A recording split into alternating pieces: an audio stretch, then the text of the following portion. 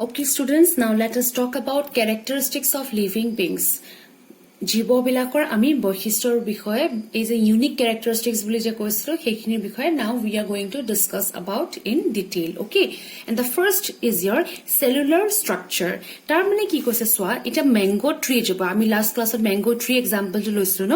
এটা mango tree জোপা তুমি বাহিৰৰ পৰা দেখিলে you won't say that it is made up of small compartments, okay, small cells, but এই ম্যাঙ্গো ট্ৰি জোপাৰ এজোপা ম্যাঙ্গো ট্ৰিৰ কি হৈছে তোমার যেটা তুমি ভালকে চাবা নহয় complex entity formed by one or more cells it is a complex entity মানে বস্তু ওকে এটা বস্তু হয় যেটো ওয়ান অর মোর সেলসৰ পৰা বনিছে now we are talking about mango so we have got more cells but when we are talking about a bacteria it has got only one cell but still it is a complex entity তাৰ মানে ইমান simple নহয় ইয়াৰ গাত বহুত গাল functions চলি থাকে আৰু এই সেলুলাৰ স্ট্ৰাকচাৰ বুলি যে কৈছে that means what this mango tree suppose a bacteria to এটাই হয় না এটা সেলে তাৰ সব ফাংশন কৰি দিছে but এই যে mango tree জোপা আছে the cells are made up of what the cells are made up of protoplasm that means a suppose etu jodi mi cell bili thoru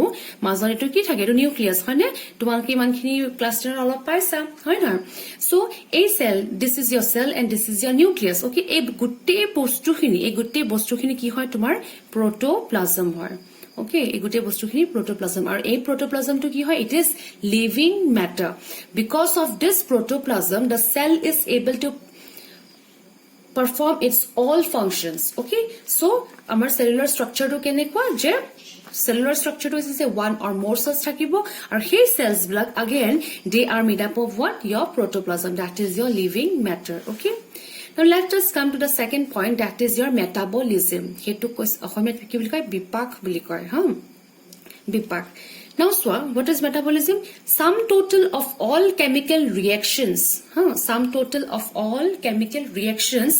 occurring inside the organism due to specific interactions eta ami reaction eta ketia hoy boli kau jetia tomar reactants bilake suppose a plus b reactants bilake log lagi tomar ki hoise তাহাতি chemical reaction কৰিব হয় না তেনেকে living অৰ্গানিজমস বিলাকৰ গাটো কি হয় তোমাৰ different types of chemical reactions চলি থাকে different types of chemical reactions it keeps on occurring inside the organism and that occurs due to specific interactions okay now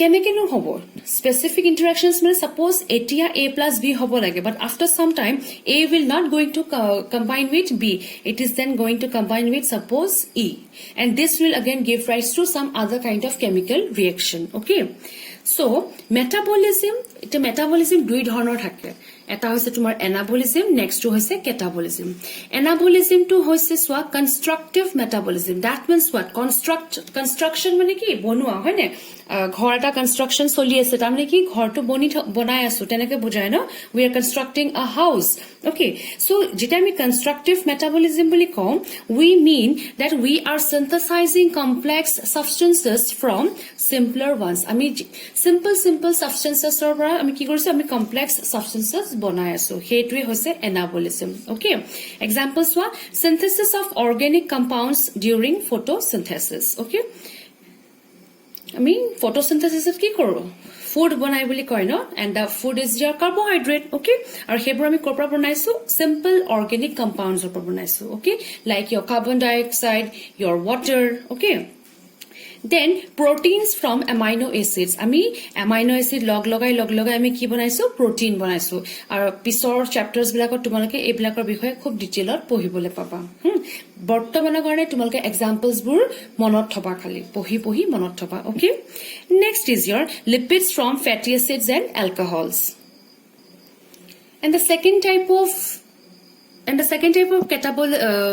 metabolism is your catabolism or catabolism to ki hoy destructive metabolism destruction mane ki bhangi dia hoy na so ইয়াত আমি construction কৰি আছো আৰু আমি ইয়াত destruction কৰি আছো okay breaking of complex substances into simpler substances okay breaking of complex substances into simpler substances আৰু এটো কাৰণে কি হয় we are converting potential energy into kinetic energy and we know that kinetic energy gives us further energy to do work.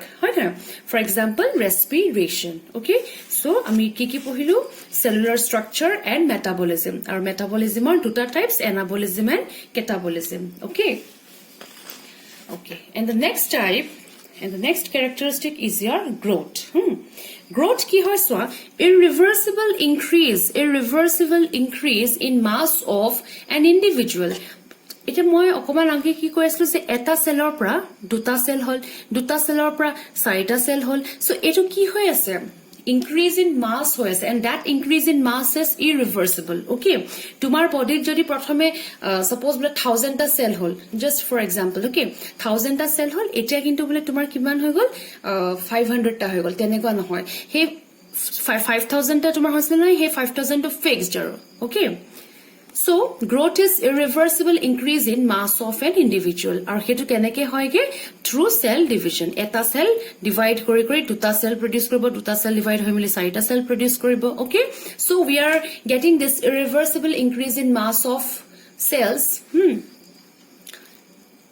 Mass of cells of in an individual by cell division. Okay, etia swa plants ot ki hoy? Plants ot growth grows continuously. Plants grows continuously. Why? Because they have got meristematic cells. But in case of animals, growth occurs only to a certain age. Eta age or loike he hoy. Tar pisot kintu jodi mane cells divide hoise hetu ketia hobo? To replace worn out and lost cells.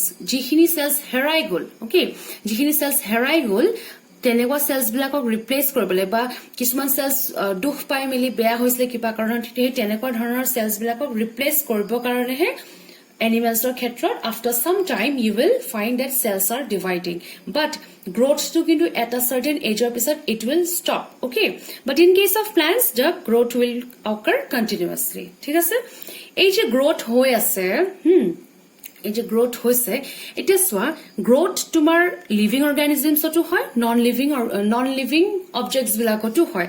আমি সোয়া দে আমি living organisms কও বা living beings কও, বাট আমি non living বুলি কলে objects বুলি কও. আমি নন লিভিং বিংস বুলি নকও বা নন লিভিং অর্গানিজমস বুলি নকও. ঠিক আছে, আমি কি কও? Non living objects. ওকে, এটা সোয়া